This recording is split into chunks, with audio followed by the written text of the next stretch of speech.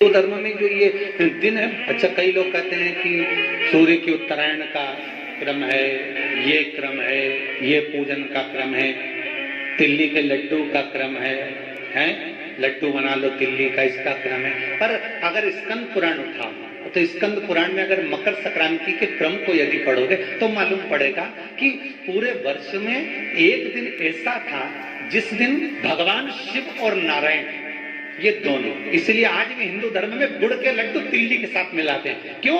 उसका कारण कि शंकर और नारायण भगवान शिव को स्नान के लिए गुप्त रूप से झांक दिए, तो भगवान विष्णु ने तिरछी दृष्टि में माता लक्ष्मी को देखा, तो माता लक्ष्मी को देखकर भगवान विष्णु शिव जी को देखे, तो शंकर भगवान ने कहा नारायण हमने देख लिया, महारानी लक्ष्मी झांक रही है, हमने वर दे दिया कि लक्ष्मी का एक नाम गुप्त लक्ष्मी रहेगा। और आज मकर संक्रांति के दिन नारायण और शिव का दर्शन इस लक्ष्मी ने करा है। पर जो गुप्त लक्ष्मी का दान दे देगा उसके घर में कभी कोई बड़ी बीमारी प्रवेश नहीं करेगी।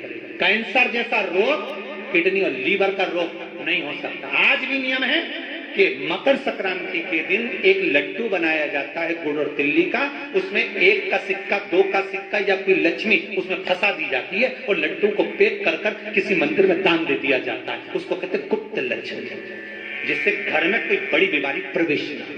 वो केवल मकर संक्रांति को ही होता है। आप लोग दान करते हो मकर संक्रांति में? कितनी चीजें दान करते हो? और सुहागन माताओं को देते हो ना, क्या देते हो? कितने देते हो? 14। कौन से पुराण में लिखा है कि 14 चीज देना चाहिए? 14 चीजें दान देना है। किस पुराण में लिखा है? कोई तुमसे पूछ सकता है तो महाराज आप कह सकते हो अग्नि पुराण में वर्णन आता है।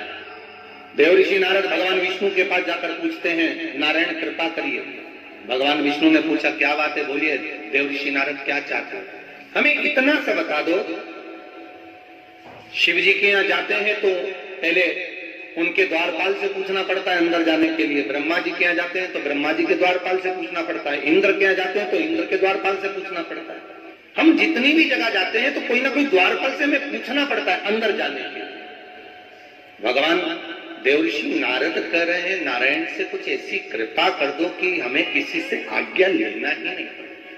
भगवान विष्णु तो उनकी बात को बस थोड़ा सा सुने और अंदर चले गए। नारद जी को लगा हमारा तो कोई जवाब ही नहीं दिया। नारद जी वहीं पर टिक गए, खड़े नाम जाप करते। विष्णु वापिस आए और देवऋषि नारद से कहा एक काम करो, जब सूर्य मकर में प्रवेश करते हुए उत्तरायण की ओर जावे, उस घड़ी उस पल में देवऋषि नारद तुम 14 बार भगवान के नाम का, शिव नाम का दान दे दीजिए। भगवान नारायण के नाम का, राम नाम का, कृष्ण नाम का दान दे दीजिए। अब देखो यहाँ पर ये नहीं लिखा कि प्लास्टिक का डब्बा दो, समझ लेना जी हो अच्छे से कि लोगों ने दान को कितना भ्रष्ट कर दिया वो बताया जाता। अग्नि पुराण में ये नहीं लिखा कि तुम प्लास्टिक की चाय की चन्नी दो 14,